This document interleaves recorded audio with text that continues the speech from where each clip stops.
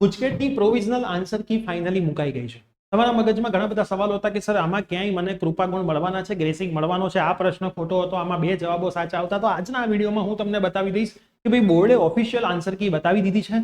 હવે તમે exact calculation કરી શકો છો કે ગુજસેટમાં તમારા કેટલા માર્ક આવશે અને ગુજરાતમાં કુલ કેટલા વિદ્યાર્થીઓએ એ ગ્રુપ અને બી ગ્રુપમાં ગુજસેટની પરીક્ષા આપી હતી એ પણ હું તમને બતાવી દઈશ, જેથી તમને અંદાજો આવી જાય કે આ વર્ષે મેરિટમાં કેટલું અપડાઉન થવાનું છે. તો યસ દોસ્તો, મારું નામ છે પ્રિયેશ પટેલ. તમારું બધાનું હાર્દિક સ્વાગત છે પ્રિયેશ વિદ્યાપીઠ યુટ્યુબ ચેનલની ઉપર.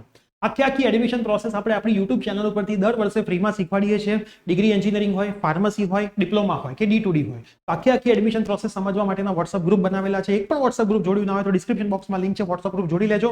ના જોડાઈ શકે તો આપણા નંબર પર મેસેજ કરજો, અમારી ટીમ તમને જોડી દેશે. અને ચેનલ પર નવા હોય તો સબસ્ક્રાઇબ કરીને બેલ નોટિફિકેશન પ્રેસ કરજો, જેથી એક પણ અપડેટ તમારી છૂટી ના જાય. હવે સૌથી પહેલા કેટલા વિદ્યાર્થીઓએ કઈ પરીક્ષા આપી હું તમને લિસ્ટ બતાવી દઉં. તો જીવ વિજ્ઞાન એટલે કે બાયોલોજીની અંદર કુલ હાજર વિદ્યાર્થીઓ કેટલા રહ્યા? 85,051 વિદ્યાર્થીઓ, 1911 એબ્સન્ટ રહ્યા હતા. એટલે બાયોલોજીની કોમ્પિટિશન 85,051 વિદ્યાર્થીઓની છે. એમાંથી અમુક નીટમાં ને બધામાં નીકળી જાય એટલે એપ્રોક્સ તમે ગણતરી કરી શકો છો. એ જ રીતે હું મેથ્સ વાળા વિદ્યાર્થીઓ જે એ ગ્રુપમાં કોમ્પિટિશન છે એની વાત કરું તો કુલ એ ગ્રુપમાં 49,779 વિદ્યાર્થીઓએ પરીક્ષા આપી.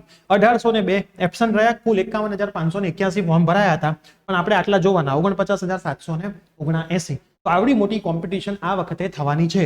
આ બધી તમારા જિલ્લા વાઇઝ કેટલા વિદ્યાર્થીઓ ક્યાં હાજર રહ્યા છે એ આખું લિસ્ટ આમાં સરસ મજાનું આપેલું છે.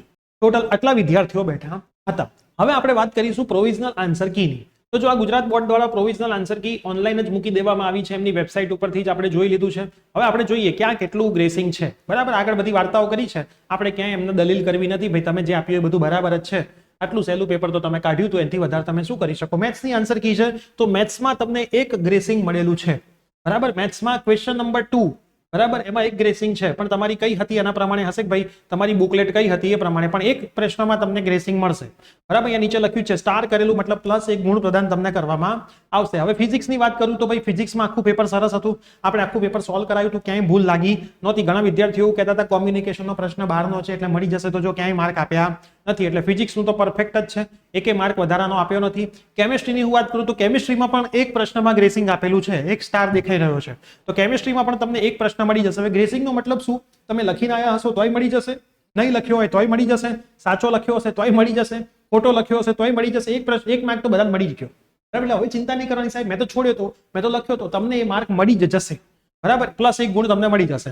હવે વાત કરીએ બાયોલોજીની. તો બાયોલોજીમાં એક ઓપ્શન એવો હતો કે જેમાં 2 જવાબો આવતા હતા.